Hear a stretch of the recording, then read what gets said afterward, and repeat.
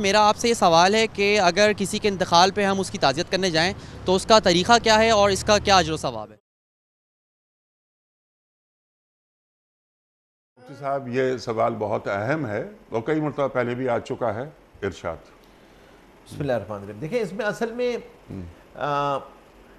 تعزیت مسلمان کا حق ہے، تو تعزیت کے لیے جانا، اور تعزیت میں اصل بات یہی ہے کہ تعزیت کے دن جو ہیں وہ 3 دن ہیں. تعزیت 3 دن کے لیے ہے.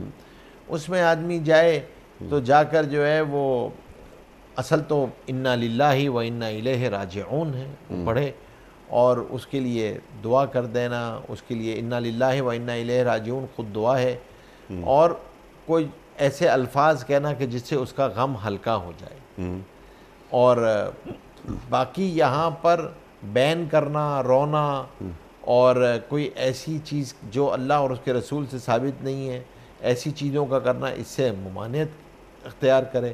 ہاں ایک بات کا خیال رکھے کہ بھائی ہمارے ہاں عام طور پہ یہ ہوتا ہے کہ جب ایسا کوئی تعزیت کے مواقع ہوتے ہیں تو اس میں گھر والوں کی راحت کو بھی سامنے رکھے.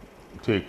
مطلب ایسا نہیں ہے نا کہ اب آپ کا دل چاہا تو آپ پتہ چلا فجر کی نماز پڑھ کے پہنچ گئے وہاں پہ تعزیت کرنے کے لیے، کوئی آیا تو وہ عشاء کے بعد پہنچ گیا، تو بھائی ان پہ پہلے ہی غم ہے، وہ پہلے ہی غمگین ہیں. آپ نے ان کا کوئی جو وقت انہوں نے مقرر کیا ہے تعزیت کا، جو وقت انہوں نے رکھا ہوا ہے اس وقت میں جائیں، اور کسی میں جانا چاہتے ہیں تو ان سے پہلے اجازت لے کر جائیں. مقصود آپ کا ان کے غم کو ہلکا کرنا ہے، بڑھانا نہیں ہے.